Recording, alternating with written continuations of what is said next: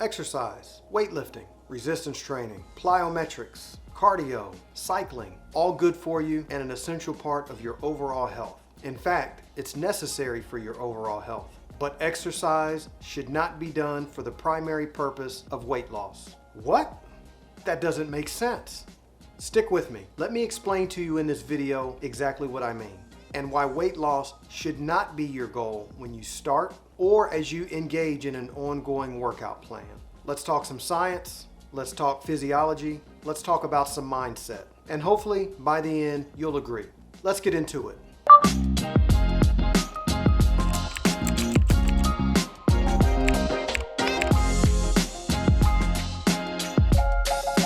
If this is your first time here, my name is Marcus Bailey. My goal is to help as many people as possible not only make the decision to take control of their health and wellness, but give you tips, tricks, resources, and help to help you stick to it long term and enjoy it. So, physical activity and exercise. Definitely a critical part of you being healthy and well, but weight loss should not be the primary reason why you do it.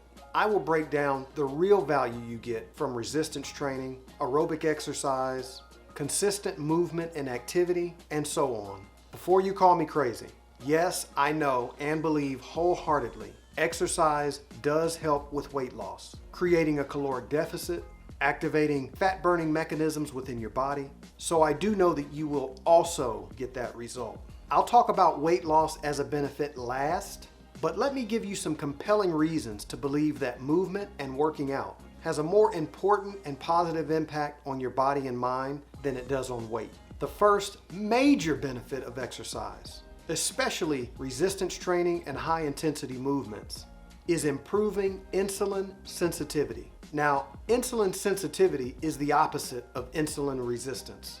Insulin resistance is the metabolic indicator of prediabetes and over time, full-blown type 2 diabetes.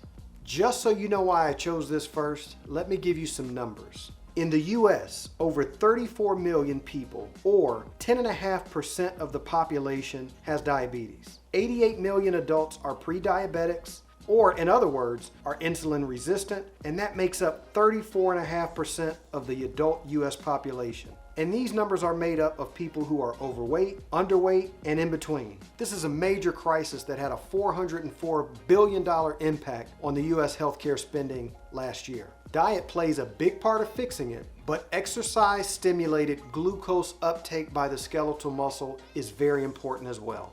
I don't want to minimize anyone's desire to lose weight. I am a believer in and a product of a weight loss journey. But if you can fix an insulin sensitivity problem, you are well on your way to better weight management. Because insulin resistance can happen independent of being overweight or obese. Studies show that insulin sensitivity can be raised up to 16 hours after a single bout of exercise in healthy and non-insulin dependent diabetes subjects. Higher intensity workouts are even better. And no, this does not mean you have to be doing powerlifting or CrossFit. Simply add in challenging components to your routine that cause you to push, pull, or work on an incline as an example. And please pace yourself based on your own current level of fitness. Basically, to deplete the stored glycogen that's in your muscles, which is stored glucose or energy, you have to use them. That makes room for more to come in, which in turn means less going into your fat cells, your liver, or circulating in your blood. Next up, and maybe less known, is that exercise helps you with your bone health. That's right, bones are living tissues. They change over time and they respond to the forces that you place upon them. When you exercise regularly, your bone adapts by building more bone and becoming denser.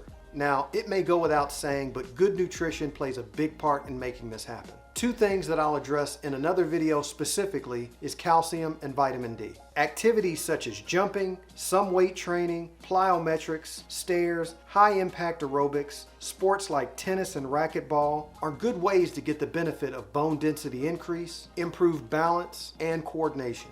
Again, please work out to the level of your own fitness and current physical condition. Another reason to exercise that often gets overlooked because weight always plays the star of the show is mood, sleep, and stress relief. Physical activity stimulates the release of dopamine, norepinephrine, and serotonin. These are chemicals in the brain that play a very important part in regulating your mood. For example, regular exercise can positively impact serotonin levels in your brain.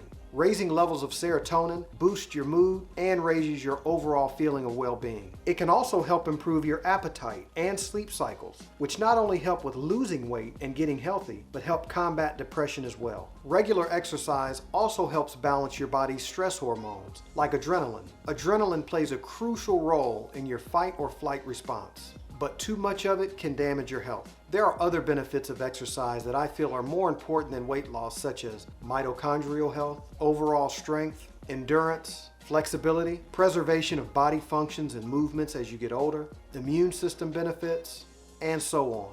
But let me address the weight loss issue and explain why it should not be your primary goal for exercising. The first reason, and maybe you've heard this, is you can't outrun a poor diet. Unless you're an ultra-marathon runner or maintain an elite athlete training program.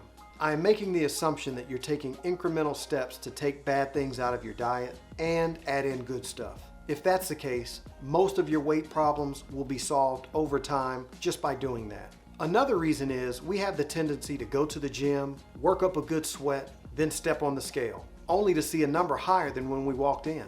That's a mental game that I really want you to avoid. Now again, the thermogenic effects of working out or production of heat in your body, it helps. The energy you spend lifting, running, cycling, it helps. And I promise you that over time you will see and feel some great results if you stick to it, and if you stick to your diet. But it's too easy to drive yourself crazy or consider giving up if you look at exercise as your main ticket to weight loss.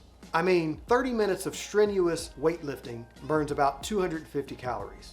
And that can be a little bit discouraging when you look down and see that you haven't even burned enough to make up for the oatmeal that you ate for breakfast. But what you don't calculate is the post-workout caloric benefit. The fact that 1 pound of lean muscle burns an extra 50 calories per day, and that skeletal muscle itself helps your body fight against disease. So ultimately, what appears on paper to not be a very good use of time and energy if you're doing this just for weight loss is very much worth it in the long run. You are creating so many beneficial chemical, hormonal, and metabolic reactions in your body that you should be very excited about. Longevity, vitality, good vibes, workout progression, and other things should be the reason why you work out first. And weight loss, that can be the cherry on top. Being able to pick up your kids or grandkids, maintain a strong back, eliminate the stress from work, fighting inflammation, turning your body into a fuel-efficient machine. Those are worthwhile goals when you need to roll out that yoga mat, walk into the gym, or turn on that workout video. Hopefully this all made sense, and you are a little more convinced that exercise and movement is beneficial for a whole lot of reasons. But contrary to popular belief, weight loss is not at the top of that list. If you found value in this video, please hit the like button and subscribe. My goal is to give you practical and straightforward information to help you do something great, and that's invest in your own health and well-being. Please make sure that you're getting notifications on the channel. That way you can keep all aspects of your health in focus: meals, movement, and mindset. Thanks for watching. See you next time.